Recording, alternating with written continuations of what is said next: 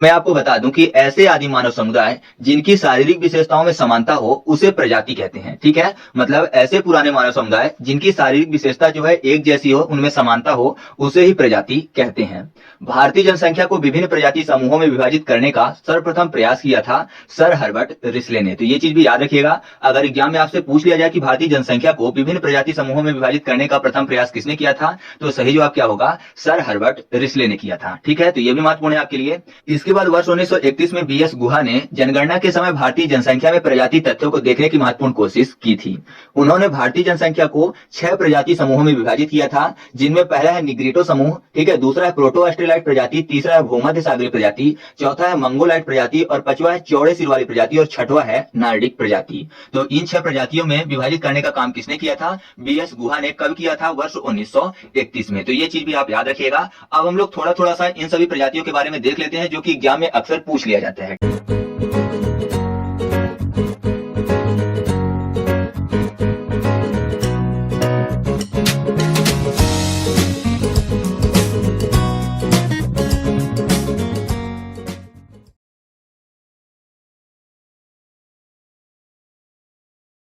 ठीक है, तो सबसे पहले बात कर लेते हैं निग्रिटो प्रजाति की। इस प्रजाति के जो लोग हैं भारत में मुख्यतः अंडमान द्वीप पर पाए जाते हैं। आपने नाम सुना होगा, जारवा, ओंज, सेंटिलीज, सैम्पेन, ये सभी के सभी निग्रिटो प्रजाति की जनजातियां हैं। ठीक है, साथ ही नीलगिरी पहाड़ियों में भी इस प्रजाति की जनजातियां पाई जाती हैं। इरुला, पुलियान, टोडा, कडार, ये सब इन्हीं प्रजातियों से संबंधित हैं। और अगर बात करें कि इसका मूल स्थान क्या है, तो जो निग्रिटो समूह है इसका मूल स्थान जो है वो है अफ्रीका। ठीक है, इस प्रजाति के जो मूल स्थान है वो क्या है, अफ्रीका महाद्वीप है। तो ये चीज भी आप चाहे तो याद रख सकते हैं। इसके बाद हम लोग बात कर लेते हैं प्रोटो ऑस्ट्रेलाइट प्रजाति की। तो मैं आपको बता दूं कि इस प्रजाति का जो उद्गम हुआ है वो ऑस्ट्रेलिया महाद्वीप में हुआ है। ठीक है, मतलब अगर आपसे पूछ लिया जाता है कि प्रोटो ऑस्ट्रेलाइट का मूल स्थान क्या है, तो वो है ऑस्ट्रेलिया। ठीक है, और साथ ही साथ आप एक पॉइंट और याद रखिएगा कि जो प्रोटो ऑस्ट्रेलाइट प्रजाति है इसको सिंधु घाटी सभ्यता का सहायक निर्माता भी कहते हैं। ठीक है, ये चीज बहुत ही महत्वपूर्ण है, तो इसको भी याद रखिएगा। और भारत में जो प्रोटो ऑस्ट्रेलाइट प्रजाति की जनजातियां रहती हैं वो कहां पर रहती हैं, तो वो रहती हैं दक्षिण भारत और मध्य भारत में। ठीक है, आपने नाम सुना होगा,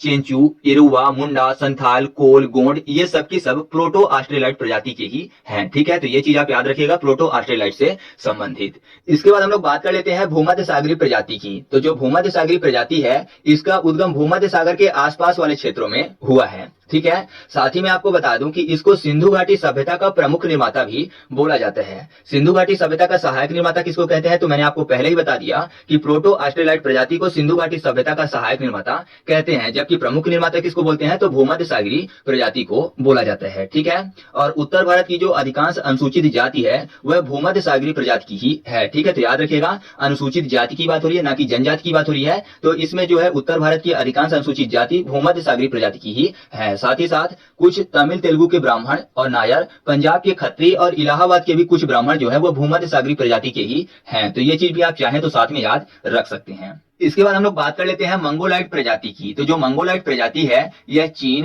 तिब्बत, मलेशिया और इंडोनेशिया में मुख्य रूप से पाई जाती है। ठीक है, और अगर बात करें कि भारत में यह प्रजाति कहां पर पाई जाती है, तो ये पाई जाती है उत्तर पूर्वी राज्यों में एवं उत्तरी सीमा क्षेत्र में। ठीक है, आपने नाम सुना होगा, लद्दाखी, भोटिया, भोक्सा, थारू, जौनसारी, लेपचा, कुकी, खासी, ये सब की सब जो है ये मंगोलाइट प्रजाति की ही जनजातियां हैं। तो ये चीज आप याद रखिएगा कि मुख्य रूप से इस प्रजाति के जो लोग हैं वह उत्तर पूर्वी राज्यों एवं उत्तरी सीमा क्षेत्र में पाए जाते हैं। ठीक है, तो चलिए आगे बढ़ते हैं। इसके बाद हम लोग बात कर लेते हैं पश्चिम चौड़े सिर वाली प्रजाति की। तो मैं आपको बता दूं कि इस प्रजाति को 3 उपवर्गों में बांटा गया है।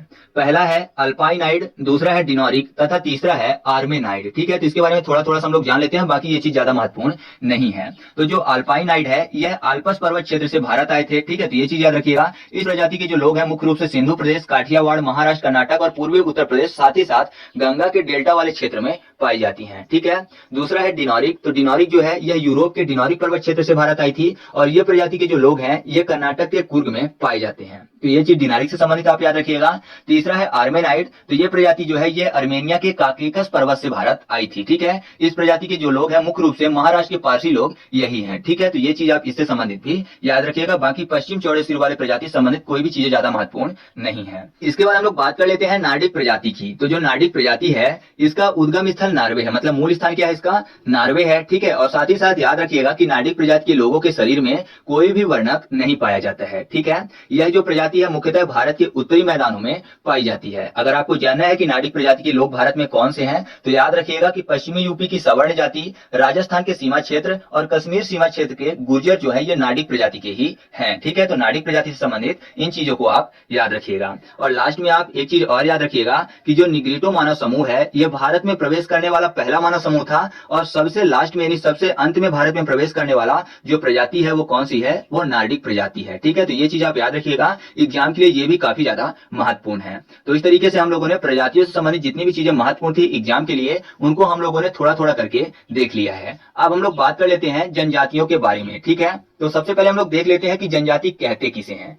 तो किसी भी ऐसे मानव समुदाय को जिसमें आदिम लक्षण, विशिष्ट संस्कृति, भौगोलिक अलगाव और बड़े पैमाने पर समुदाय के साथ संपर्क में संकोच और पिछड़ेपन जैसी विशेषताएं पाई जाती हैं, उसे ही जनजाति कहते हैं। ठीक है, तो ये चीज याद रखिएगा। और जो जनजाति है इसमें मूल प्रजाति के लक्षण अधिक स्पष्ट होते हैं, अर्थात उनका जो प्रजाति मिश्रण है वो अधिक नहीं हुआ होता है। ठीक है, और मैं आपको बता दूं कि अनुसूचित जनजाति जो शब्द है वो सबसे पहले भारतीय संविधान में ही प्रयोग किया गया था। तो ये भी याद रखिएगा, एग्जाम के लिए बहुत ही बड़ा फैक्ट है, एग्जाम में ये भी पूछा जा सकता है। और अगर आप जानना चाहते हैं कि भारतीय संविधान के अनुसार जनजाति किसे कहते हैं, तो मैं आपको बता दूं कि अनुच्छेद 366-25 के अनुसार जनजाति से तात्पर्य ऐसे समुदाय से है जो संविधान के अनुच्छेद 242 के तहत अनुसूचित जनजाति के रूप में माने गए हैं। ठीक है, मतलब जो अनुसूचित जनजाति के रूप में संविधान के अनुच्छेद 242 में दर्ज हैं उन्हें ही जनजाति बोला जाता है। बाकी आपको पता है कि संविधान की अनुसूची 5 में अनुसूचित जनजाति के प्रशासन तथा अनुसूची 6 में असम, मेघालय, त्रिपुरा और मिजोरम के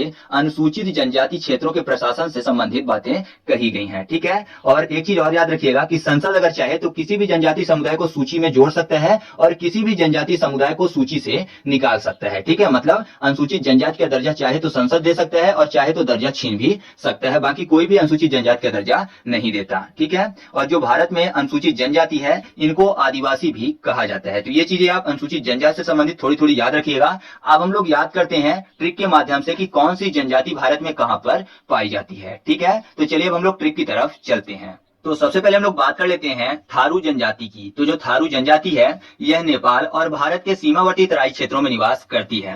मुख्य रूप से यह भारत के उत्तर प्रदेश, उत्तराखंड और बिहार में निवास करती है। और मैं आपको बता दूं कि यह जनजाति हिंदू धर्म को मानती है और खुद को राजपूतों का वंशज यह मानते हैं। और इससे संबंधित एक महत्वपूर्ण चीज ये है कि जो थारू जनजाति है यह दीपावली को शोक के रूप में मनाते हैं। ठीक है, तो थारू जनजाति संबंधित ये चीजें आपको याद रखनी है। अब हम लोग कोरिलेट कर लेते हैं राज्यों को थारू जनजाति से।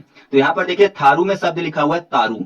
थारू, तारू मतलब तारों की बात हो रही है। और उत्तराखंड में क्या शब्द लिखा हुआ है, ऊ तारा। ऊ के बाद तारा शब्द लिखा हुआ है ना, ऐसे ही उत्तर प्रदेश में ऊ के बाद तार लिखा हुआ है तो तर को तारा कर लेते हैं और थारू को भी हम लोगों ने तारों कर लिया था। तो आप ऐसे आसानी से याद रखिएगा कि थारू जनजाति कहां पाई जाती है, उत्तराखंड और उत्तर प्रदेश में। ठीक है, और बिहार याद करने के लिए देखिए बिहार में शब्द लिखा हुआ है विहार, यानी हम, और हारने की बात हो रही है तो थारू को याद करने के लिए हारू कर लेते हैं। थारू हारू दोनों मैच करेंगे। ठीक है, यानी हार की बात हो रही है तो याद रखिएगा कि थारू जनजाति भारत के उत्तर प्रदेश, उत्तराखंड और बिहार में पाई जाती है। ठीक है, तो आपको ये पॉइंट याद हो चुका है।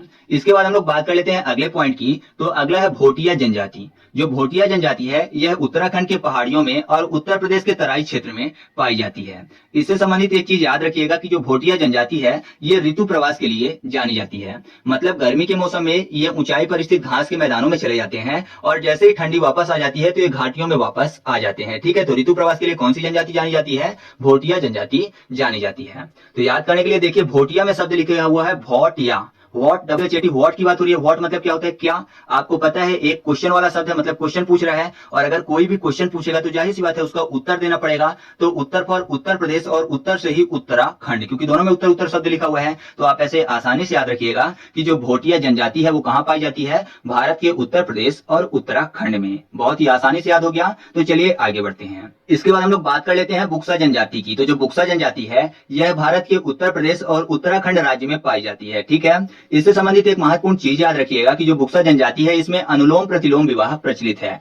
अनुलोम प्रतिलोम विवाह का मतलब है कि उच्च कुल का पुरुष तो निम्न कुल की महिला या फिर निम्न कुल का पुरुष तो उच्च कुल की महिला, इनमें विवाह होता है, उसी को अनुलोम और प्रतिलोम विवाह बोला जाता है। ठीक है, तो यहाँ पर देखिए बुक्सा को हम लोग उत्तर प्रदेश और उत्तराखंड से याद करने की कोशिश करते हैं। तो बुक्सा में शब्द लिखा हुआ है बुक से, यानी बुक की बात हो रही है, किताब की बात हो रही है। और आपको पता है कि हम लोग किताब से क्या करते हैं, जो हमारे प्रश्न होते हैं उनके उत्तर ढूंढते हैं। मतलब कि जो चीजें हम लोग को जाननी होती है, जिन उत्तर को हम लोग को जानना होता है, तो उनको हम लोग किससे जानते हैं, बुक से जानते हैं। तो बुक से फॉर बुक्सा, और उत्तर जानते हैं तो उत्तर फॉर उत्तर प्रदेश और उत्तराखंड। तो आप ऐसे याद रखिएगा कि बुक्सा जनजाति कहां पाई जाती है, उत्तर प्रदेश और उत्तराखंड में। क्योंकि जो उत्तर हमको नहीं पता होते हैं वो उत्तर हम कहां से पता करते हैं, बुक से पता करते हैं। ठीक है, तो चलिए आगे बढ़ते हैं। इसके बाद हम लोग बात कर लेते हैं जौनसारी जनजाति की। तो जो जौनसारी जनजाति है यह उत्तर प्रदेश और उत्तराखंड में पाई जाती है। ठीक है, साथ ही साथ ये हिमाचल प्रदेश में पाई जाती है। और मैं आपको बता दूं कि जौनसारी जनजाति उत्तराखंड की दूसरी सबसे बड़ी जनजाति है। ठीक है, उत्तराखंड की सबसे बड़ी जनजाति कौन सी है, तो वह है थारू जनजाति। और दूसरी सबसे बड़ी जनजाति कौन सी है, तो वह है जौनसारी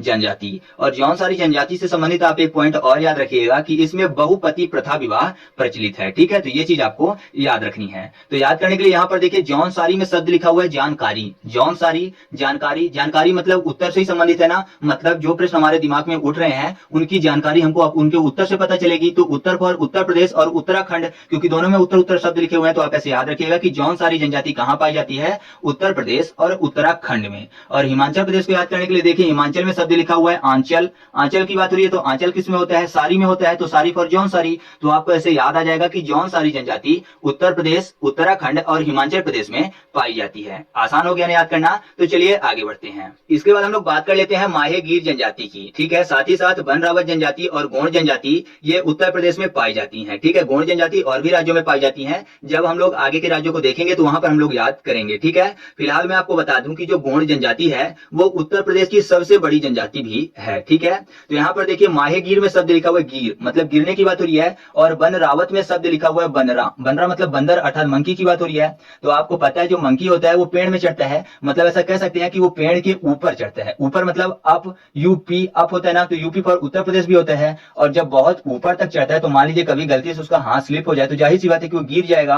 तो गिर फॉर माहे गिर। तो आप ऐसे याद रखिएगा कि माहे गिर जनजाति और वन रावत जनजाति कहां पाई जाती है, उत्तर प्रदेश में पाई जाती है। ठीक है, और गोंड जनजाति को याद करने के लिए ऐसा समझिए कि गोंड में शब्द लिखा हुआ है गॉड। गॉड मतलब भगवान की बात हो रही है। और भगवान कहां माने जाते हैं कि पाए जाते हैं, ऊपर मतलब आसमान में, ऊपर अर्थात अप, यूपी। ठीक है, तो आप ऐसे आसानी से याद रखिएगा कि गोंड जनजाति कहां पाई जाती है, उत्तर प्रदेश में भी पाई जाती है। ठीक है, तो इस तरीके से हम लोगों ने उत्तराखंड और उत्तर प्रदेश की जनजातियों को ट्रिक के माध्यम से याद किया। इसके बाद उत्तर प्रदेश की एक और जनजाति बचती है जो है खरवार जनजाति, जिसको खैरवार जनजाति के नाम से भी जाना जाता है। ठीक है, तो इसकी ट्रिक मैं नहीं बना पाया हूं। फिलहाल इससे संबंधित आप एक चीज और याद रखिएगा कि जो खैरवार जनजाति है इसको कत्था बनाने वाली जनजाति के नाम से भी जाना जाता है। ठीक है, तो इसकी ट्रिक मैं नहीं बना पाया हूं। आप चाहे तो इसको खुद से भी याद रख सकते हैं। एक ही बचा है उत्तर प्रदेश का, बाकी मैंने आपको याद करवा दिए हैं। ठीक है, तो चलिए अब हम लोग अगले राज्यों की तरफ चलते हैं और उनकी भी जनजातियों को ट्रिक के माध्यम से याद करने की कोशिश करते हैं। इसके बाद हम लोग बात कर लेते हैं मध्य प्रदेश की जनजातियों के बारे में। तो मध्य प्रदेश की 4 जनजातियां हैं जिनको आज हम लोग ट्रिक के माध्यम से याद करेंगे। पहला है भील जनजाति, दूसरा है गोंड जनजाति, तीसरा है सहरिया और चौथा है बैगा जनजाति। ठीक है, तो पहले हम लोग ट्रिक के माध्यम से याद करेंगे, फिर जो भी चीजें एग्जाम के लिए महत्वपूर्ण होंगी इनसे संबंधित उनके बारे में भी चर्चा करेंगे। तो आपको पता है कि मध्य प्रदेश को शॉर्ट में क्या बोलते हैं, एमपी बोलते हैं। एमपी मतलब मेंबर ऑफ पार्लियामेंट भी होता है, मतलब नेता विधायक की बात हो रही है, एमपी एमएलए की बात हो रही है।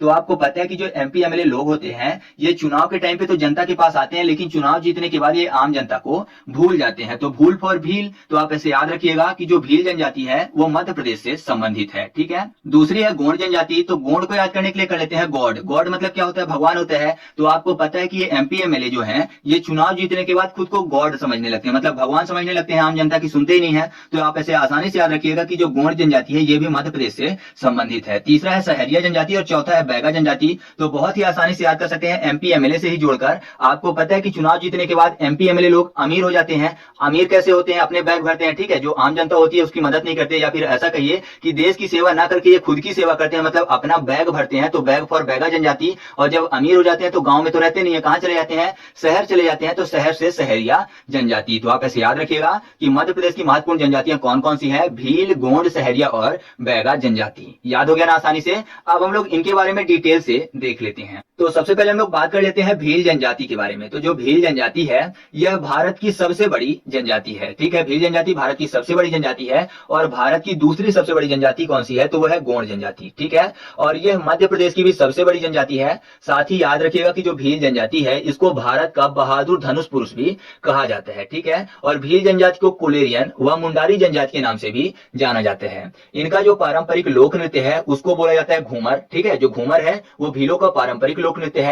और मैं आपको बता दूं कि भीलों के जो मकान होते हैं उनको कू कहा जाते हैं। इनकी विशेषता ये होती है कि इनमें कोई भी खिड़कियां नहीं होती हैं। और एक अलग प्रकार का मकान होता है जिनको बोला जाता है टापरा। ठीक है, तो याद रखिएगा टापरा और कू भीलों के मकान को कहा जाता है। ठीक है, और इनके द्वारा वनों को जलाकर की जाने वाली खेती को, जो कि झूम प्रकार की खेती होती है, चिमाता कहते हैं। तो ये चीज जो है भीलों से संबंधित बहुत ही ज्यादा महत्वपूर्ण है, जो कि एग्जाम में पूछी जाती है। तो इन चीजों को आप याद रखिएगा। ठीक है, और मैं आपको बता दूं जो भील होते हैं ये गोदना प्रिय होते हैं। ठीक है, और होली के अवसर पर भीलों द्वारा गोल गधेड़ा उत्सव मनाया जाता है। ये मतलब कि इनका बहुत ही महत्वपूर्ण उत्सव होता है। और साथ ही साथ कुछ और पर्व हैं जो कि भीलों द्वारा मनाए जाते हैं, जैसे कि भगोरिया पर्व हो गया, गल पर्व हो गया, यात्रा पर्व हो गया। ये सबके सब पर्व भीलों द्वारा मनाए जाते हैं। ठीक है, तो ये चीजें आपको भीलों से संबंधित याद रखनी है। इसके बाद हम लोग बात कर लेते हैं गोंड जनजाति की। तो जो गोंड जनजाति है यह भारत की दूसरी सबसे बड़ी जनजाति है। साथ ही साथ यह मध्य प्रदेश की भी दूसरी सबसे बड़ी जनजाति है। गोंडी, सैला, सुआ और कर्मा इसके महत्वपूर्ण लोक नृत्य हैं। और याद रखिएगा कि जो गोंड जनजाति के लोग हैं ये कभी भी समगोत्री विवाह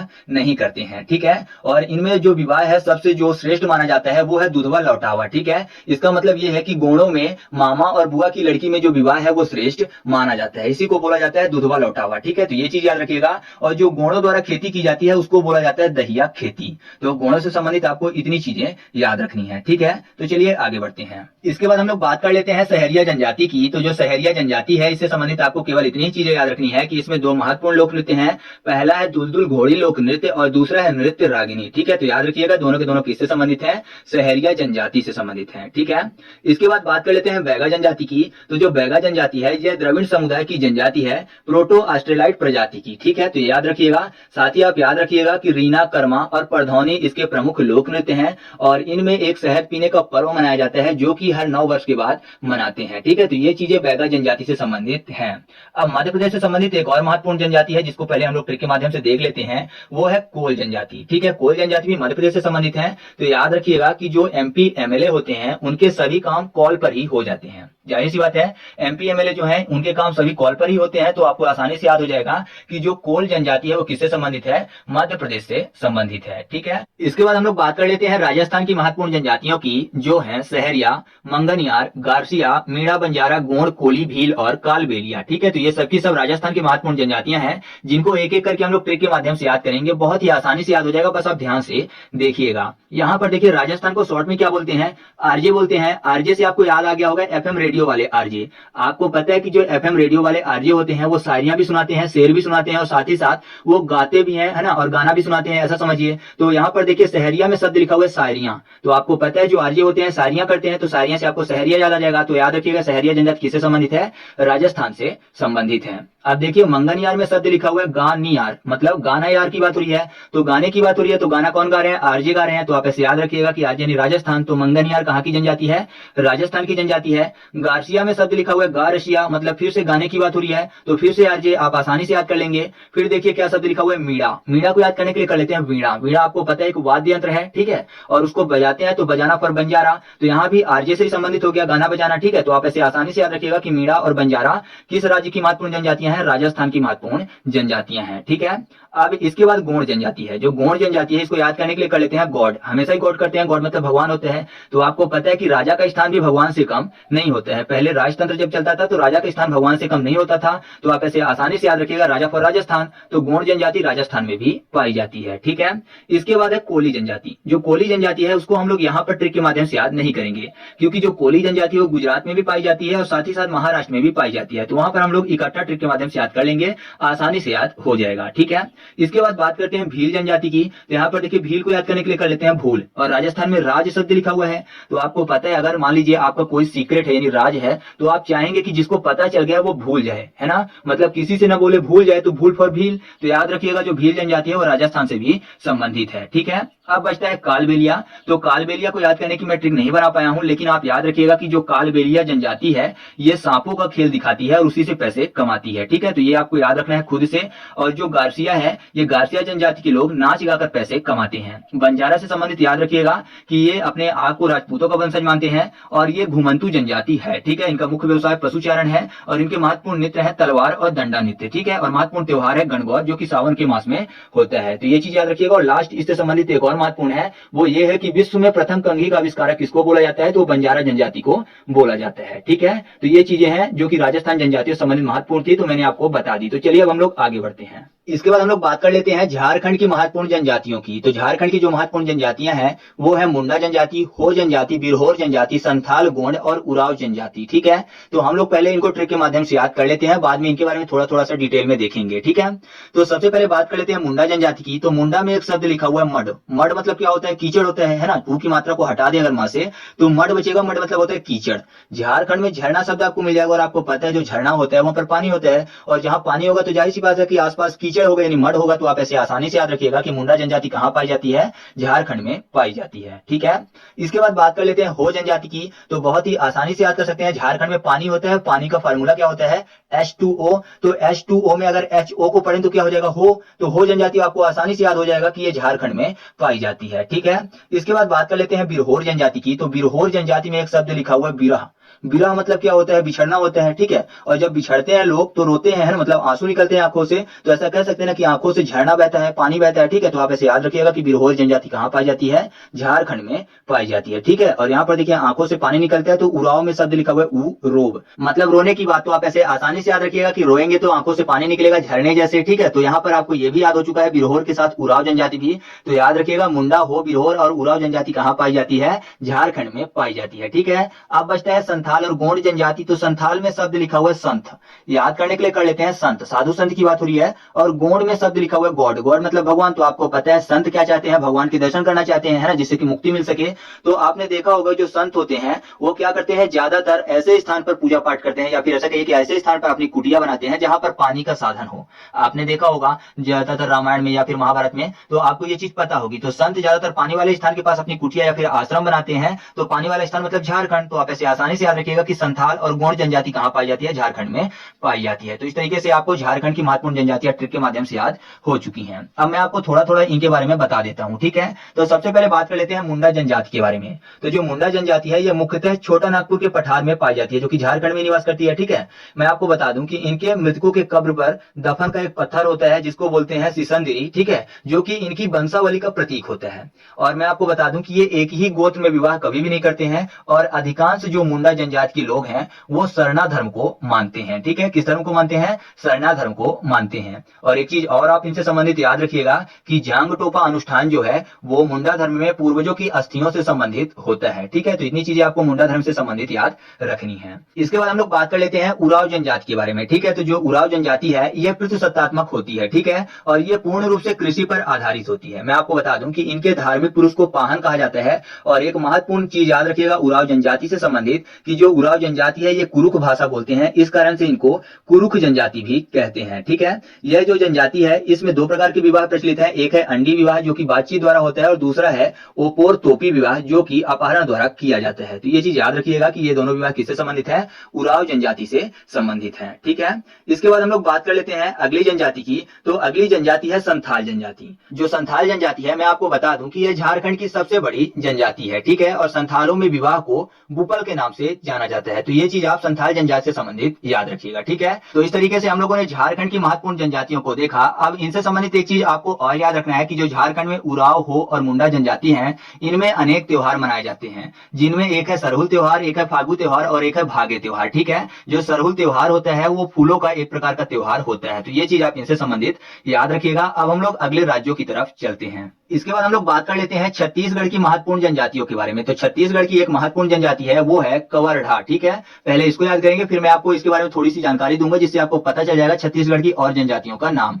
तो कवर्धा को याद करने के लिए देखिए यहाँ पर देखिए शब्द लिखा हुआ है कवर। ठीक है, ऐसा समझिए कि कोई भी बुक है उसके ऊपर के कवर की बात हो रही है। तो कवर क्यों चढ़ाते हैं? जिससे कि बुक को क्षति ना पहुंचे, मतलब नुकसान ना पहुंचे किसी भी प्रकार का। कवर खराब हो तो हो, बुक खराब ना हो। ठीक है, इसी कारण से तो कवर लगाते हैं ना। तो आप ऐसे याद रखिएगा छत्ती फॉर छत्तीसगढ़, तो आपको याद हो जाएगा कि कवर्धा जो जनजाति है किससे संबंधित है? छत्तीसगढ़ से संबंधित है। ठीक है, एक और महत्वपूर्ण जनजाति है जो है बिरहोर जनजाति, ये भी छत्तीसगढ़ से संबंधित है। तो बिरहोर में शब्द लिखा हुआ है बिरह। बिरह से क्षति यानी नुकसान तो होता ही है, तो आप ऐसे आसानी से याद रखिएगा। बिरह मतलब क्या होता है? बिछड़ने की बात हो रही है। तो आपने देखा होगा बहुत सारे लोगों को बिछड़ने के कारण कई सारी समस्याएं होती है, क्षति होती है, अर्थात नुकसान होता है। तो आपको ऐसे याद आ जाएगा कि बिरहोर जनजाति भी छत्तीसगढ़ से संबंधित है। और मैं आपको बता दूं, जो छत्तीसगढ़ है वो मध्य प्रदेश से अलग हुआ है, जिस कारण से मध्य प्रदेश की जितनी भी जनजातियां हैं सबकी सब छत्तीसगढ़ में भी पाई जाती हैं। तो याद रखिएगा, जो मध्य प्रदेश की जनजातियां मैंने आपको ट्रिक के माध्यम से याद करवाई थी वो छत्तीसगढ़ में भी आएंगी। ठीक है, तो कोई भी अलग ट्रिक बताने की जरूरत नहीं है, क्योंकि मध्य प्रदेश से ही छत्तीसगढ़ अलग हुआ था। अलग से केवल आपको दो ही नाम याद रखने हैं, एक है कवर्धा और दूसरा है बिरहोर जनजाति। ठीक है, तो चलिए अब हम लोग अगले राज्य की बात कर लेते हैं। इसके बाद हम लोग बात कर लेते हैं पश्चिम बंगाल के जनजातियों की। तो पश्चिम बंगाल की दो महत्वपूर्ण जनजातियां हैं,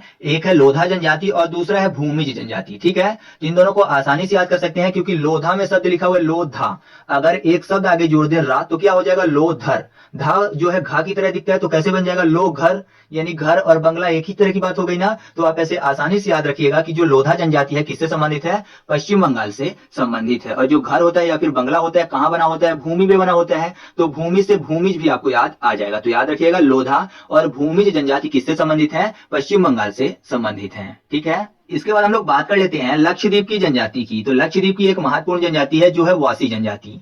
तो बहुत ही आसानी से याद कर सकते हैं, वासी में शब्द लिखा हुआ है वॉश, WASH, वॉश मतलब होता है धोना। और लक्षद्वीप में लक्स शब्द आपको मिल जाए, लक्स जो कि एक शॉप का नाम है। ठीक है, एक साबुन है। तो ऐसे आसानी से याद रख सकते हैं कि लक्स साबुन से क्या करना है? धोना है, मतलब हाथ धोना है, जिससे कि कोरोना के केस और ना बढ़े, या फिर ऐसे कहिए कि अपनी सुरक्षा हो सके। तो आप ऐसे आसानी से याद रखिएगा कि जो वासी जनजाति है किससे संबंधित है? लक्षद्वीप से संबंधित है, क्योंकि वासी में वॉश शब्द लिखा हुआ है। वॉश करते हैं किससे? सोप से, और सोप का नाम यहाँ पर लक्स लिखा हुआ है, लक्स फॉर लक्ष्य। ठीक है, यानी लक्षद्वीप। तो आपको ये भी आसानी से याद हो चुका है। तो चलिए आगे बढ़ते हैं। इसके बाद हम लोग बात कर लेते हैं सिक्किम की। तो सिक्किम की दो महत्वपूर्ण जनजातियां हैं, एक है लेप्चा जनजाति और दूसरा है भूटिया जनजाति। ठीक है, इससे पहले एक पॉइंट आया था भोटिया जनजाति, जिसको मैंने आपको याद करवाया था कि उत्तर प्रदेश और उत्तराखंड में पाई जाती है। मैंने आपको याद कैसे करवाया था? भोटिया में शब्द लिखा हुआ था वॉट या, वॉट मतलब होता है क्या, क्या जो कि क्वेश्चन पूछा जा रहा है तो उत्तर देंगे, तो उत्तर फॉर उत्तर प्रदेश और उत्तराखंड। तो इस तरीके से हम लोगों ने उसको याद किया था। जबकि अगर आपसे पूछा जाता है कि भूटिया जनजाति कहां पाई जाती है, तो वो सिक्किम में पाई जाती है। तो इसको बहुत ही आसानी से याद कर सकते हैं। अगर लेप्चा को हम लोग थोड़ा सा तोतले शब्द में पढ़े, तो लेप्चा को अगर तोतले में पढ़ेंगे तो क्या मिलेगा शब्द? ले पैचा। ले पैचा मतलब ले पैसा शब्द निकल रहा है ना, ले पैसा, पैसा मतलब सिक्का। तो आप ऐसे याद रखिएगा कि सिक्किम की महत्वपूर्ण जनजाति कौन सी है? लेप्चा जनजाति। ठीक है, और भूटिया को याद करने के लिए ऐसा समझिए कि भूटिया में शब्द लिखा हुआ है भूतिया, मतलब ऐसा समझिए कि कोई भी भूतिया घर है या फिर भूतिया बंगला है, यानी भूतिया महल है, कुछ भी। तो यहाँ पर अगर कोई भी व्यक्ति जाएगा तो जाहिर सी बात है कि डर जाएगा, और डर के कारण जब घर आएगा तो बीमार पड़ जाएगा। बीमार मतलब सिक हो जाएगा, सिक फॉर सिक्किम। तो आप ऐसे आसानी से याद रखिएगा कि लेप्चा जनजाति और भूटिया जनजाति दोनों की दोनों कहां पाई जाती हैं? सिक्किम में पाई जाती हैं। याद हो गया ना आसानी से? तो चलिए आगे बढ़ते हैं। इसके बाद हम लोग बात कर लेते हैं नागालैंड के जनजातियों की। तो नागालैंड में तीन महत्वपूर्ण जनजातियां पाई जाती हैं। पहली जनजाति है नागा जनजाति, दूसरी है कोन्या की जनजाति और तीसरा है कचहरी जनजाति। ठीक है, तो नागा जनजाति याद करवाने की जरूरत तो बिल्कुल नहीं है, नागा फॉर नागालैंड, याद हो गया आसानी से। ठीक है, दूसरा है कोन्या की जनजाति। तो ऐसा समझिए कि नाग अगर कोई देख ले तो जाहिर सी बात है वो चुपचाप कोने से निकल जाते हैं, है ना। नाग को देख ले अगर कोई भी तो वो कोने से चुपचाप निकल जाता है, तो कोना फॉर कोन्याक। तो आप ऐसे याद रखिएगा कि नागालैंड की दूसरी महत्वपूर्ण जनजाति कौन सी है? कोन्याक जनजाति है। ठीक है, और कचहरी को याद करने के लिए ऐसा समझिए कि कचहरी में का के बाद शब्द लिखा हुआ है चेहरी। चेहरी को याद करने के लिए कर लेते हैं जहरी, मतलब जहर की बात हो रही है। तो आपको पता है कि नाग अगर किसी को काट ले तो उसके शरीर में जहर चला जाएगा। तो आप ऐसे याद रखिएगा कि नागालैंड की तीसरी महत्वपूर्ण जनजाति कौन सी है? कचहरी जनजाति। तो इस तरीके से हम लोगों ने नागालैंड की तीन महत्वपूर्ण जनजातियों को ट्रिक के माध्यम से याद किया। पहला है नागा जनजाति, दूसरी है कोन्याक जनजाति और तीसरी है कचहरी जनजाति। ठीक है, तो ये चीजें भी आपको याद हो चुकी हैं। तो चलिए अब हम लोग आगे बात कर लेते हैं। इसके बाद हम लोग बात कर लेते हैं कर्नाटक की। तो कर्नाटक की महत्वपूर्ण जनजातियां हैं भारती, परिवार, तलवार, सिद्धि, गोंड और बरदा। ठीक है, ये सब की सब कर्नाटक की महत्वपूर्ण जनजातियां हैं। तो बहुत ही आसानी से याद कर सकते हैं, क्योंकि कर्नाटक में शब्द लिखा हुआ है कर्ण। कर्ण मतलब सूर्यपुत्र कर्ण की बात हो रही है। और आपको पता है ये कब थे? महाभारत काल में। तो महाभारत में भारत शब्द भारत फॉर भारती। तो आपको पहली जनजाति आसानी से याद हो चुकी है। आपको पता है जो कर्ण थे वो परिवार के खिलाफ लड़ रहे थे। ठीक है, वो अर्जुन के भाई थे सगे। ठीक है, तो वो परिवार के खिलाफ लड़ रहे थे किससे? तलवार से और तीर धनुष से। तो तलवार जनजाति भी आपको याद हो चुकी है, और परिवार प्रहलाद जनजाति भी आपको याद हो चुकी है। और आपको ये भी पता है जो कर्ण थे उनके पास बहुत सारे वरदान थे, ठीक है, और बहुत सारी सिद्धियां थी। सूर्य भगवान से उनको बहुत सारी मिली हुई थी, इंद्र भगवान ने भी दी थी ताकत। तो आप ऐसे याद रखिएगा कि बहुत सारे वर थे, वरदान थे, वर फॉर वरदा और सिद्धियां फॉर सिद्धि जनजाति, ठीक है। और किससे मिली थी ये सब चीजें? गॉड से, यानी भगवान से, तो गॉड फॉर गौड़ जनजाति। तो आपको ये सभी जनजातियां आसानी से याद हो चुकी हैं। तो याद रखिएगा कर्नाटक की महत्वपूर्ण जनजातियां कौन कौन सी है? भारतीय, परिवार, तलवार, सिद्धि, गोंड और बरदा जनजाति, ठीक है। तो चलिए अब हम लोग आगे की तरफ चलते हैं। इसके बाद हम लोग बात कर लेते हैं मेघालय की। तो मेघालय की महत्वपूर्ण जनजातियां हैं गारो, खासी और जयंती। तो इसके लिए कोई भी ट्रिक बताने की जरूरत नहीं है क्योंकि सभी लोगों को यह पता है। बस आपको इतना याद रखना है कि ये जो जनजातियां हैं ये मात्र मूलक होती हैं, मतलब कि जो वंशावली होती है वो नारी से चलती है। संपत्ति पर अधिकार भी नारी का होता है और साथ ही साथ संतानों पर भी पिता का अधिकार नहीं होता बल्कि माता का अधिकार होता है। तथा परिवार की मुखिया भी महिला ही होती हैं और विवाह में महिला ही बारात लेकर आती हैं। तो ये चीज आप याद रखिएगा इससे संबंधित, ठीक है। तो चलिए अब हम लोग आगे बात कर लेते हैं। इसके बाद हम लोग बात कर लेते हैं मिजोरम की। तो मिजोरम की महत्वपूर्ण जनजातियां हैं मिजो, लुसाई, लाखर और पावो। तो मिजो से मिजोरम हो जाएगा, तो इसकी ट्रिक बताने की जरूरत बिल्कुल भी नहीं है। लुसाई में शब्द लिखा हुआ है साई। तो साई बाबा का जब नाम लेते हैं तो साई राम भी बोलते हैं ना, तो साई राम, राम फॉर मिजोरम और साई फॉर लुसाई। तो आप ऐसे याद रखिएगा कि लुसाई जो जनजातियां हैं मिजोरम में निवास करती हैं। फिर अगला है लाखर। तो लाखर को याद करने के लिए कर लेते हैं लाखन, मतलब लखन की बात, अर्थात लक्ष्मण भगवान की बात। तो राम लक्ष्मण हमेशा बोलते हैं, तो राम फॉर मिजोरम। तो आपको ये भी याद हो चुका है कि लाखर जनजातियां मिजोरम में निवास करती हैं। अब मिजोरम की अंतिम जनजाति बचती है पावो। तो पावो से आपने सुना होगा, पायो जी मैंने राम रतन धन पायो। तो पायो फॉर पावो और राम रतन फॉर राम यानी मिजोरम। तो आपको ऐसे याद हो चुका है कि मिजो, लुसाई, लाखर और पावो जो है मिजोरम की जनजातियां हैं, ठीक है। इसके बाद हम लोग बात कर लेते हैं मणिपुर की। तो मणिपुर की महत्वपूर्ण जनजातियां हैं कुकी और मैठी, ठीक है। मैठी को मैकी और मैटी भी बोलते हैं कहीं कहीं, तो याद रखिएगा इस चीज को। तो यहाँ पर देखिए कुकी में शब्द लिखा हुआ है कुक। क्या लिखा हुआ है शब्द? कुक, ठीक है, मतलब खाना बनाने वाला। और मणिपुर में शब्द लिखा हुआ है मेडी, ठीक है। मेड की बात हो रही है, तो मेड या फिर कुक सिंपल से बोल सकते हैं, दोनों के दोनों नौकर से ही संबंधित है। तो आप ऐसे याद रखिएगा कि जो मणिपुर है इसकी महत्वपूर्ण जनजाति कौन सी है? कुकी है। और मैटी को याद करने के लिए मैनी कर लेते हैं, मैटी, मैनी, मैनी फॉर मणिपुर। तो आपको ऐसे आसानी से याद आ जाएगा कि मैटी जो है यानी मैठी जो है वो मणिपुर की जनजाति है, ठीक है। तो ये भी आपको याद हो चुका है। तो चलिए आगे बढ़ते हैं। इसके बाद हम लोग बात कर लेते हैं त्रिपुरा की। तो त्रिपुरा की महत्वपूर्ण जनजातियां हैं लुसाई, रियांग और त्रिपुरी। तो यहाँ पर देखिए त्रिपुरी से तो त्रिपुरा कंफर्म हो गया होगा। और जो लुसाई वाला है तो आपको पता होगा कि जो लुसाई की पहाड़ियां हैं वो मिजोरम और त्रिपुरा में दोनों जगह हैं। तो ठीक उसी प्रकार जो लुसाई जनजाति है वो भी मिजोरम के साथ साथ त्रिपुरा में भी पाई जाती है। और अगर आपको ये पॉइंट याद नहीं है तो आप हमारी एक वीडियो देख लीजिएगा जिसका टाइटल है भारत की महत्वपूर्ण पहाड़ियां, ठीक है। तो उसमें आपको ये पॉइंट याद हो जाएगा। तो यहाँ पर फिलहाल हम लोग रियांग को याद करेंगे। रियांग में शब्द लिखा हुआ है यांग। यांग को याद करने के लिए कर लेते हैं यज्ञ। यज्ञ की बात हो रही है, यज्ञ भगवान के लिए करते हैं, ठीक है, भगवान जी से प्रसन्न हो जाए। और यहाँ पर देखिए त्रिपुरा में शब्द लिखा हुआ है त्रिपुरारी। त्रिपुरारी मतलब विष्णु भगवान, शंकर भगवान और ब्रह्मा जी। तो आप ऐसे आसानी से याद रखिएगा कि रियांग कहाँ की जनजाति है? त्रिपुरा की जनजाति है, ठीक है। तो चलिए आगे बढ़ते हैं। इसके बाद हम लोग बात कर लेते हैं पंजाब की। तो पंजाब की महत्वपूर्ण जनजातियां हैं भाटली, मिरांसी और डोगा, ठीक है। तो बहुत ही आसानी से याद कर सकते हैं क्योंकि यहाँ पर भाटली में शब्द लिखा हुआ व्हाट, व्हाट मतलब होता है क्या, और ली मतलब कोई किसी से पूछ रहा है कि क्या ली। तो जाहिर सी बात अगर कोई भी चीज लिया हुआ है तो या तो हाथ में लिया रहेगा या फिर जेब में लिया रहेगा। तो हाथ के पंजे में तो पंजा पर पंजाब, या फिर जेब, जेब फॉर भी पंजेब हो जाएगा। तो आप ऐसे याद रखिएगा कि भाटली कहाँ की महत्वपूर्ण जनजाति है? पंजाब की महत्वपूर्ण जनजाति है, ठीक है। इसके बाद मिरांसी को याद करते हैं। तो मिरांसी में शब्द लिखा हुआ है राशि। राशि जो कि किस्मत से संबंधित है, आपको पता ही होगा, जैसे कि कर्क राशि हो गई, मकर राशि हो गई, कन्या राशि हो गई, वृश्चिक राशि हो गई। ये सब राशियां जो कि किस्मत से संबंधित है और किस्मत की लकीरें हाथ के पंजे में होती है, बोला जाता है ना, तो पंजाब और पंजाब। तो आप ऐसे याद रखिएगा कि मिरांसी जनजाति कहाँ पाई जाती है? पंजाब में पाई जाती है, ठीक है। इसके बाद बचता है डोगा जनजाति। तो डोगा में शब्द लिखा हुआ है डॉग। डॉग यानी कुत्ते की बात हो रही है। और आपको पता है जो कुत्ते होते हैं अगर उनके सामने हाथ कर दिया जाए तो अपना पंजा ऊपर कर देते हैं, मतलब हाथ में रख देते हैं। अगर आपने कभी डॉग पाला है तो आपको ये चीज पता होगी, ठीक है। मतलब डॉग का जो रिलेशन पंजे से होता है बहुत ही अच्छा होता है। तो आप आसानी से याद रखिएगा कि पंजाब और पंजाब और डॉग से डोगा। तो डोगा जनजाति, मिरांसी जनजाति और भाटली जनजाति कहाँ की महत्वपूर्ण जनजातियां हैं? पंजाब की महत्वपूर्ण जनजातियां हैं, ठीक है। इसके बाद हम लोग बात कर लेते हैं हरियाणा की। तो जो हरियाणा है वहां की महत्वपूर्ण जनजाति है बंजारा और शेरगिर। तो बहुत ही आसानी से याद कर सकते हैं। बंजारा में बंजर शब्द लिखा हुआ है और हरियाणा में हरी मतलब हरी भूमि की बात हो रही है, हरा भरा खेत। तो आप ऐसे याद रखिएगा कि जो हरियाणा है वहां की महत्वपूर्ण जनजाति में से एक कौन सी है? बंजारा है, ठीक है। और शेरगिर आसानी से याद कर सकते हैं क्योंकि शेर का पर्यायवाची हरी ही होता है, ठीक है। शेर का अगर आप पर्यायवाची देखेंगे तो उसके पर्यायवाची में हरी शब्द भी आपको मिल जाएगा, तो हरी फॉर हरियाणा। तो आप ऐसे याद रखिएगा कि बंजारा और शेरगिर हरियाणा की जनजातियां हैं, ठीक है। तो ये चीजें भी आपको आसानी से याद हो चुकी हैं। इसके बाद हम लोग बात कर लेते हैं लद्दाख की। तो लद्दाख की दो महत्वपूर्ण जनजातियां हैं, एक तो लद्दाखी है, तो आसानी से क्लियर हो जाएगा लद्दाख और लद्दाखी। और दूसरी जनजाति है चांगपा, ठीक है। तो चांगपा को याद करते हैं हम लोग ट्रिक से। तो चांगपा में शब्द लिखा हुआ है चांग। चांग को याद करने के लिए कर लेते हैं चांद, ठीक है। चांद शब्द और चांद को देखते हैं, है ना, मतलब चांद जो होता है अच्छा लगता है या फिर ऐसा कहिए कि खूबसूरत होता है, तो हर कोई चांद को देखता है।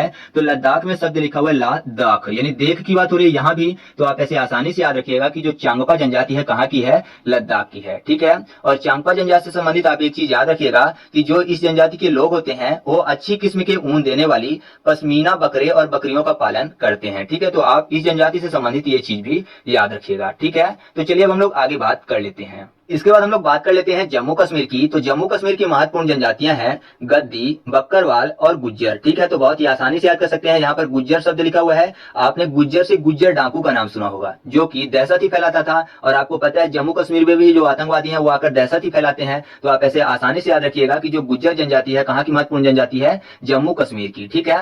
बक्करवाल को याद करने के लिए कर लेते हैं बक्कर को बंकर। आपको पता होगा कि जो हमारी सेना है वो बंकर बना के रहती है कहाँ, जम्मू कश्मीर में, जिससे कि आतंकियों को मुंह तोड़ जवाब दे सके और साथ ही साथ पाकिस्तान की सेना को भी। तो आप ऐसे याद रखिएगा कि जम्मू कश्मीर की दूसरी सबसे महत्वपूर्ण जनजाति कौन सी है, बक्करवाल है, ठीक है। अब बचता है गद्दी। तो गद्दी में शब्द लिखा हुआ है गद्दा, ठीक है। तो गद्दा आप ऐसा समझिए कि ठंड का मौसम चल रहा है, जम्मू कश्मीर में हमेशा ठंडी होती है, तो वहां पर गद्दा और रजाई का काम पड़ता है जिससे कि ठंड से बचा जा सके। तो गद्दा से आपको गद्दी याद आ जाएगा। तो आसानी से याद रखिएगा कि जम्मू कश्मीर की महत्वपूर्ण जनजातियां हैं, एक है गद्दी, दूसरा है बक्करवाल और तीसरा है गुज्जर, ठीक है। तो ये चीजें आपको आसानी से याद हो चुकी हैं, अब आपको कभी भी नहीं भूलेंगी। इसके बाद हम लोग बात कर लेते हैं हिमाचल प्रदेश की। तो हिमाचल प्रदेश की सबसे महत्वपूर्ण जनजाति है गद्दी जनजाति और दूसरी है लाहौली जनजाति, ठीक है। तो फिर से यहाँ पर गद्दी शब्द लिखा हुआ है। हिमाचल में हिम का आंचल मतलब बर्फ का आंचल। अब बर्फ है तो जाहिर सी बात है ठंड होगी, जैसे जम्मू कश्मीर में ठंड पड़ती है, तो ठंड होगी तो गद्दे और रजाई की जरूरत पड़ेगी। तो आप ऐसे सिंपल से याद रखिएगा कि गद्दी हिमाचल प्रदेश की भी महत्वपूर्ण जनजाति है। इसके बाद लाहौली में शब्द लिखा हुआ है होली। होली में रंग खेलते हैं और रंग कपड़ों में भी लग जाता है। तो यहाँ पर देखिए हिमाचल में शब्द लिखा हुआ है आंचल। तो आंचल मतलब साड़ी में होता है, तो साड़ी के आंचल में रंग लग सकता है होली का। तो आप ऐसे याद रखिएगा कि हिमाचल प्रदेश की दूसरी महत्वपूर्ण जनजाति लाहौली है, ठीक है। ये भी आपको याद हो चुका है, कोई भी दिक्कत आपको नहीं होगी। इसके बाद हम लोग बात कर लेते हैं अगले राज्य की। तो अगला है असम। इसकी महत्वपूर्ण जनजाति है अहोम, बोडो, राभा और दिमारा, ठीक है। ये सब की सब असम की महत्वपूर्ण जनजातियां हैं। तो इनको अब हम लोग एक एक करके ट्रिक के माध्यम से याद कर लेते हैं। तो सबसे पहले हम लोग बात कर लेते हैं दिमारा की। तो दिमारा में शब्द लिखा हुआ है दिन मरा, मतलब दिन खत्म हो चुका है। अब दिन खत्म हो जाता है तो जाहिर सी बात है आ जाती है शाम, है ना। जैसे दिन मर जाता है यानी दिन खत्म हो जाता है तो आ जाती है शाम, आसाम फॉर असम। तो आप ऐसे याद रखिएगा कि दिमारा जनजाति जो है असम में निवास करती है। इसके बाद बात कर लेते हैं राभा की। तो राभा को याद करने के लिए कर लेते हैं नाभा। नभ, नभ मतलब आसमान होता है, आसमान फॉर असम आपको याद आ जाएगा। तो याद रखिएगा राभा भी असम में निवास करती है। इसके बाद है बोडो। बोडो में शब्द लिखा हुआ है बड़ों, यानी बड़ों की बात हो रही है। तो ऐसा समझिए कि अगर बड़ों की बात हो रही है तो शायद छोटों की भी बात हो, या छोटा है या फिर बड़ा है, तो जाहिर सी बात है असमान है। अगर समान होता कब, जब एक बराबर होता, मतलब एक ही एज का होता। लेकिन यहाँ पर बोला जा रहा है कि बड़ा है तो जाहिर सी बात है असमान है। तो असमान फॉर असम। तो याद रखिएगा बोडो भी असम में निवास करती है। इसके बाद अहोम बचा हुआ है। तो अहोम में आ के बाद जो हो लिखा हुआ है उसको हटा के सा कर दें तो असम आसानी से हो जाएगा। तो आपको ऐसे याद हो चुका है कि अहोम, बोडो, राभा और दिमारा जो है ये असम की महत्वपूर्ण जनजातियां हैं, ठीक है। तो अब आपको ये कभी नहीं भूलेंगे। अगर आपको इसकी पीडीएफ चाहिए तो मैं आपको बता दूं कि आप हमारे टेलीग्राम ग्रुप को ज्वाइन कर लीजिएगा, जिसका नाम है ट्रिक पॉइंट। आप सर्च करेंगे टेलीग्राम में तो आपको हमारा टेलीग्राम ग्रुप मिल जाएगा, आप वहां से इस पीडीएफ को भी प्राप्त कर सकते हैं, ठीक है। तो चलिए अब हम लोग आगे वाले राज्यों को ट्रिक के माध्यम से याद करते हैं। इसके बाद हम लोग बात कर लेते हैं गोवा की। तो गोवा की महत्वपूर्ण जनजातियां हैं वर्ली, गावड़ा और सिद्धि। तो यहाँ पर गोवा को याद करने के लिए हमेशा की तरह मैं कर लेता हूँ गो वन, यानी वन को जाने की बात हो रही है। आपने देखा होगा कि गौतम बुद्ध हो गए, महावीर स्वामी हो गए, जैसे ही वन को चले गए वहां पर तपस्या की, इसके बाद इनको वरदान प्राप्त हुआ, या फिर ऐसा कहिए कि बहुत सारी सिद्धियां प्राप्त हुई और ज्ञान प्राप्त हुआ, ठीक है। तो वरदान में वर शब्द लिखा हुआ है, वर मतलब वर्ली की बात हो रही है, ठीक है। वरदान को वर भी बोलते हैं ना, तो वर पर वर्ली हो गया और बहुत सारी सिद्धियां प्राप्त हुई। तो सिद्धि जनजाति आपको याद हो चुका है। और गावड़ा में देखिए गांव शब्द लिखा हुआ है, गांव को कर लेते हैं गोवा, ओ की मात्रा बस लगाना पड़ेगा।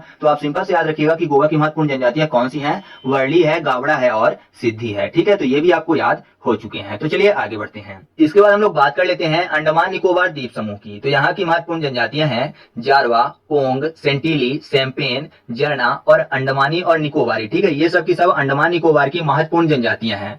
मैं आपको बता दूं कि जो जारवा है वो भारत की सबसे पुरानी जनजाति है। वर्तमान में इनकी संख्या बहुत ही कम हो गई है और ये निवास कहाँ पे करती हैं, तो अंडमान निकोबार द्वीप समूह पर निवास करती हैं।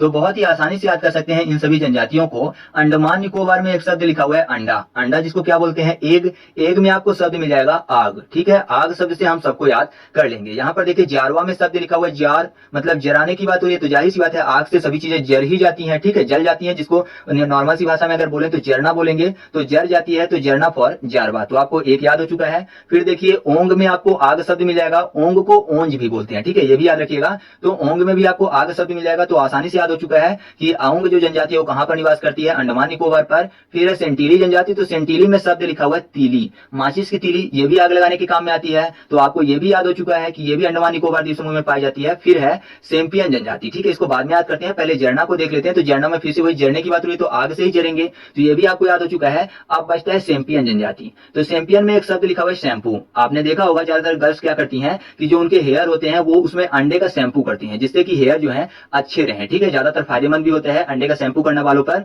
तो आप ऐसे आसानी से याद रखिएगा कि शैम्पू फॉर चैंपियन और अंडा फॉर अंडमान निकोबार। तो आपको याद हो चुका है कि अंडमान निकोबार की महत्वपूर्ण जनजातियां कौन कौन सी हैं, जारवा है, ओंग है, सेंटीली है, सेम्पियन है और जरना है, ठीक है, और साथ ही साथ अंडमानी और निकोबारी भी है। तो ये चीजें आपको आसानी से याद हो चुकी हैं। तो चलिए आगे बढ़ते हैं। इसके बाद हम लोग बात कर लेते हैं केरल की। तो केरल की महत्वपूर्ण जनजातियां हैं कादर, उराली, मोपला, इरूला और पनियान, ठीक है। तो ये सबकी सब केरल की महत्वपूर्ण जनजातियां हैं। इनको बहुत ही आसानी से याद कर सकते हैं अगर केरल में हमको एक शब्द मिल जाए करेला, ठीक है। आपको पता है करेला बहुत ही कड़वा होता है, तो बच्चों को लगता है डर, किससे, करेले से, है ना, बच्चों को करेले से लगता है डर। तो डर फॉर कादर, ठीक है, किसका डर, करेले का डर, तो कादर फॉर कादर। तो आप ऐसे याद रखिएगा कि कादर जनजाति कहां पर पाई जाती है, केरल में पाई जाती है। और यहाँ पर देखिए उराली में शब्द लिखा हुआ है उरोली, मतलब रोने की बात, और मोपला में शब्द लिखा हुआ है मोप पिला, यानी पिलाने की बात, और इरूला में ई रूला, फिर से रोने की बात, और पनियान में पानी की बात। तो ऐसा समझिए कि जो केरला है उसमें करेला शब्द हमको मिल चुका है। तो अगर बच्चों को डर लगता है फिर भी उनको खिला दिया जाए तो वो रोने लगते हैं,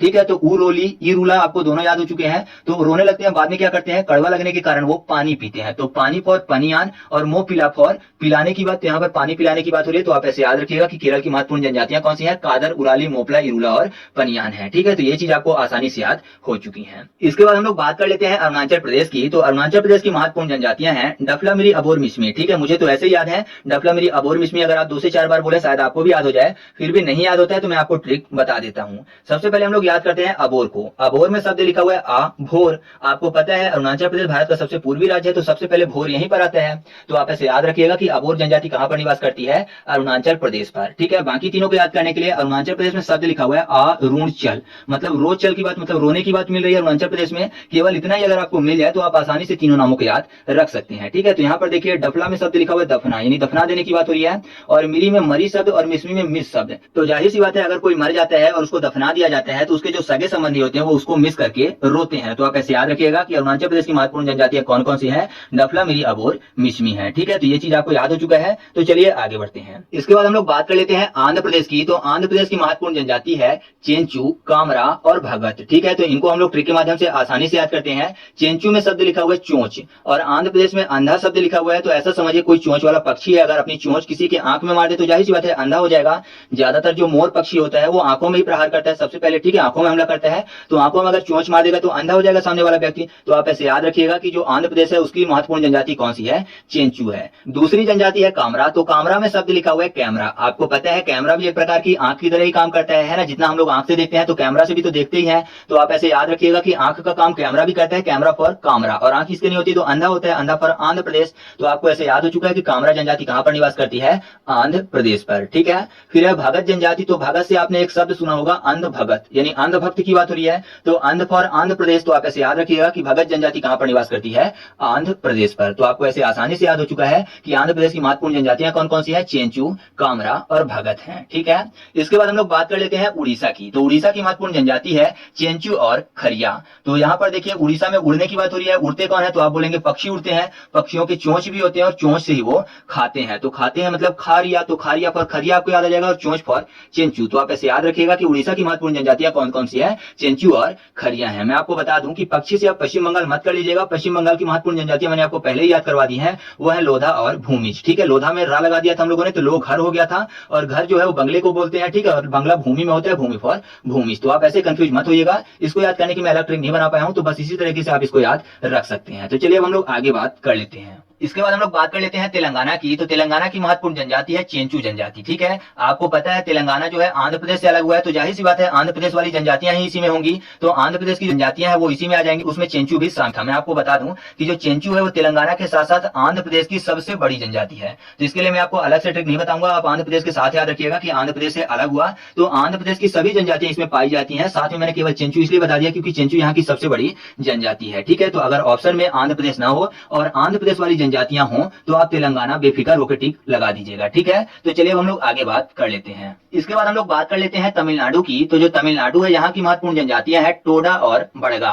तो तमिलनाडु में तमिल शब्द लिखा हुआ है, याद करने के लिए हमेशा मैं क्या करता हूँ तालीम कर लेता हूँ। तालीम एक उर्दू शब्द है जिसका मतलब होता है शिक्षा। ठीक है, तो यहाँ पर देखिए टोडा में शब्द लिखा हुआ है टो। टो का मतलब क्या होता है पैर का अंगूठा, अंगूठा से अंगूठा छाप याद कर लेते हैं। तो ऐसा समझिए कि अगर किसी को तालीम नहीं दिया जाएगा तो जाहिर सी बात है अंगूठा छाप हो जाएगा, तो आपको टोडा ऐसे आसानी से याद हो सकते हैं। इसके बाद बड़गा शब्द लिखा हुआ है, तो बड़गा में शब्द लिखा हुआ है बड़ा गा। तो ऐसा नहीं लग रहा है जैसे छोटे बच्चों को पढ़ाया जा रहा हो हिंदी कि बोलो छोटा गा, बड़ा गा, छोटी गी, बड़ी गी, ये सब। तो बड़ा गा मतलब तालीम देने की बात हो रही है, तो तालीम फॉर तमिलनाडु। तो आप ऐसे याद रखिएगा कि टोडा और बड़गा कहाँ की महत्वपूर्ण जनजातियां हैं, तमिलनाडु की जनजातियां हैं। याद हो गया ना, आगे बढ़ते हैं। इसके बाद हम लोग बात कर लेते हैं बिहार की। तो बिहार की दो महत्वपूर्ण जनजातियां हैं जिनमें पहला मैंने आपको पहले ही याद करवा दिया है, वो है थारू जनजाति, और दूसरी जनजाति हम लोग को याद करना है असुर जनजाति। ठीक है, तो पहले को याद किया हुआ है, दूसरे में देखिए असुर की बात हो रही है, मतलब राक्षसों की बात हो रही है। तो आप ऐसा कह सकते हैं ना कि जो राक्षस यानी जो असुर हैं, चाहे वह कितना भी शक्तिशाली हो लेकिन सत्य के सामने हमेशा वह हार ही जाता है। तो हार फॉर बिहार। तो आप ऐसे याद रखिएगा कि असुर जनजाति कहां पर पाई जाती है, बिहार में पाई जाती है। ठीक है, साथ ही झारखंड में भी निवास करती है, मैं आपको वहां पर बताना भूल गया था। तो झारखंड में झाड़ी शब्द लिखा हुआ है, और आपने रामायण और महाभारत में देखा होगा कि असुर झाड़ियों में छिपे रहते थे और बाद में आक्रमण कर देते थे। तो आप ऐसे आसानी से याद रखिएगा कि जो असुर जनजाति है वो बिहार के साथ साथ झारखंड में भी पाई जाती है। ठीक है, तो चलिए आगे बढ़ते हैं। इसके बाद हम लोग बात कर लेते हैं महाराष्ट्र की। तो महाराष्ट्र की महत्वपूर्ण जनजातियां हैं बंजारा, वारली और कोली। ठीक है, तो कोली को हम लोग लास्ट में याद करेंगे। अभी राजस्थान से भी हम लोगों ने कोली शब्द को हटा दिया है, वहां भी याद नहीं किया था, तो इसको हम लोग लास्ट में याद करने की कोशिश करेंगे। यहाँ पर देखिए बंजारा में शब्द क्या लिखा हुआ है, बंजर, और महाराष्ट्र में शब्द लिखा हुआ है मैं हरा राष्ट्र। महाराष्ट्र में हरा राष्ट्र यानी बोल रहे बंजर हो तो बोल रहे नहीं मैं हरा राष्ट्र हूं। तो आप ऐसे आसानी से याद रखिएगा कि बंजारा जो है वो महाराष्ट्र में भी पाई जाती है। ठीक है, अब इसके बाद वारली शब्द लिखा हुआ है, वारली में वॉर, वॉर मतलब युद्ध, और महाराष्ट्र में शब्द लिखा हुआ है महान अस्त्र। तो जाहिर सी बात है वॉर में अस्त्र ही होते हैं, एक से बढ़ के एक। तो आप ऐसे आसानी से याद रखिएगा कि जो वारली जनजाति है कहाँ पाई जाती है, महाराष्ट्र में पाई जाती है। ठीक है, इसके बाद हम लोग बात कर लेते हैं इस वीडियो के लास्ट राज्य की, जो है गुजरात। गुजरात में पाई जाने वाली जनजातियां हैं भील, डाफर, टोडिया, बंजारा, कोली और पटेरिया। ठीक है, तो इनको बहुत ही आसानी से याद करेंगे। देखिए भील में शब्द लिखा हुआ है भूल। तो ऐसा कह सकते हैं ना कि जो लोग गुजर जाते हैं, मतलब जिनकी डेथ हो जाती है, समय के साथ लोग उनको भूल जाते हैं। तो आप ऐसे याद रखिएगा कि गुजरात की एक महत्वपूर्ण जनजाति कौन सी है, भील है, या फिर ऐसा भी कह सकते हैं कि भील जनजाति जो है ये गुजरात की सबसे बड़ी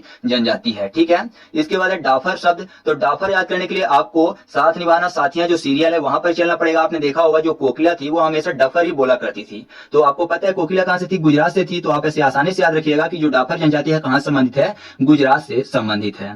इसके बाद है टोडिया। तो टोडिया को याद करने के लिए कर लेते हैं डांडिया। टोडिया डांडिया मिलता जुलता है और डांडिया गुजरात से संबंधित है, तो ये भी आपको आसानी से याद हो चुका है। इसके बाद बंजारा जनजाति को याद करते हैं। तो बंजारा में देखिए शब्द क्या लिखा हुआ है, ज्यारा, और गुजरात में गा के बाद शब्द क्या लिखा हुआ है, ज्यारा। तो आप ऐसे आसानी से याद रखिएगा कि दोनों शब्द कॉमन है। तो बंजारा जनजाति गुजरात में भी पाई जाती है। इसके बाद कोली को भी छोड़ देते हैं, पहले पटेरिया को याद करते हैं। पटेरिया में शब्द लिखा हुआ है पटरियां। तो आपको पता है कि पटरियों से कौन गुजरती है, ट्रेन गुजरती है ना, पटरियों से ट्रेन गुजरती है, तो गुजरना पर गुजरात। तो आपको ऐसे याद हो चुका है कि पटेरिया जनजाति भी गुजरात में पाई जाती है। अब इसके बाद हम लोग कोली जनजाति को याद करते हैं कि ये किन किन राज्यों में पाई जाती है। तो ये तो राजस्थान में पाई जाती है, गुजरात में भी पाई जाती है और महाराष्ट्र में भी पाई जाती है। तो कोली में शब्द लिखा हुआ है काली। काली होती है रात, रात फॉर गुजरात। महाराष्ट्र को याद करने के लिए कर लेते हैं महारात। तो महारात में भी रात शब्द मिल जाएगा, रात होती है काली, काली फॉर कोली। तो आपको महाराष्ट्र और गुजरात याद हो चुके हैं कि यहाँ पर कोली जनजाति भी पाई जाती है। अब राजस्थान बचा, राजस्थान में राज शब्द लिखा हुआ है, जाकोता कर लिया अगर आसानी से तो रात हो जाएगा। तो आप यहाँ भी याद रख सकते हैं कि कोली जनजाति राजस्थान में पाई जाती है। तो इस तरीके से हम लोगों ने कोली जनजाति को भी ट्रिक के माध्यम से याद किया। ठीक है, तो कुल मिलाकर जो भी भारत की महत्वपूर्ण जनजातियां थी सभी को हम लोगों ने ट्रिक के माध्यम से याद किया। अब हम लोग कुछ और चीजें जनजातियों से संबंधित हैं उनको भी देख लेते हैं। ठीक है, तो मैं आपको बता दूं कि जो जनजातियां हैं इनमें सबसे पवित्र विवाह माना जाता है क्रय विवाह को। ठीक है, दूसरा आपको यह जानना जरूरी है कि आदिवासियों को मसीहा किसे कहा जाता है, तो वह कहा जाता है ठक्कर बापा को। एक जनजाति के बारे में मैंने आपको ट्रिक से याद करवाया था, वो था लेप्चा जनजाति। आप कमेंट करके बताइएगा कि यह जनजाति किस राज्य से संबंधित है। और मैं आपको बता दूं कि जो लेप्चा जनजाति है इसको रोंग के नाम से भी जाना जाता है। ठीक है, रोंग के नाम से किसको जाना जाता है, लेप्चा जनजाति को। ठीक है, और मैंने आपको संथाल जनजाति के बारे में बताया था, तो संथालों से संबंधित एक चीज और याद रखिएगा कि जो संथाल जनजाति है इनकी लिपि होती है ओल चिकी। ठीक है, आप कमेंट करके बताइएगा कि संथाल जनजाति कहां पर पाई जाती है।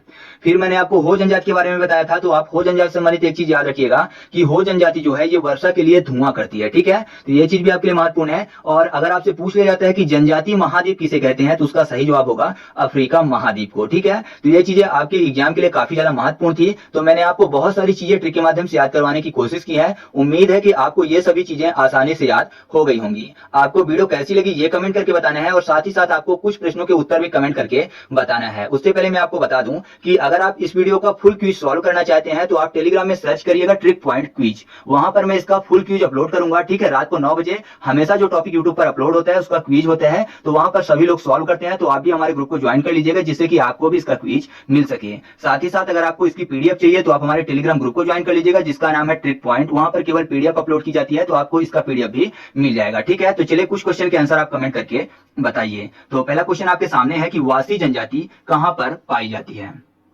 क्वेश्चन नंबर 2, रियांग जनजाति कहां पर निवास करती है। क्वेश्चन नंबर 3, भूटिया जनजाति कहां पाई जाती है। क्वेश्चन नंबर 4 है कि लोधा जनजाति कहां पाई जाती है। क्वेश्चन नंबर 5 कमेंट करके बताइएगा कि बुक्सा जनजाति कहां पाई जाती है, और साथ ही साथ कमेंट करके बताइएगा कि जो कवर्धा जनजाति है वो कहां पाई जाती है। ठीक है, तो इन सभी क्वेश्चन के आंसर आप कमेंट करके बताइएगा। वीडियो कैसी लगी ये भी कमेंट करके बता दीजिएगा। और आज मैंने पहली बार 1 घंटे की कोई वीडियो रिकॉर्ड की है, तो अगर आपको मेरी ये मेहनत अच्छी लगी हो तो वीडियो को लाइक कर दीजिएगा और इस वीडियो को अपने दोस्तों के साथ भी शेयर करिएगा। तो चलिए मिलते हैं अगले वीडियो में, तब तक के लिए जय हिंद।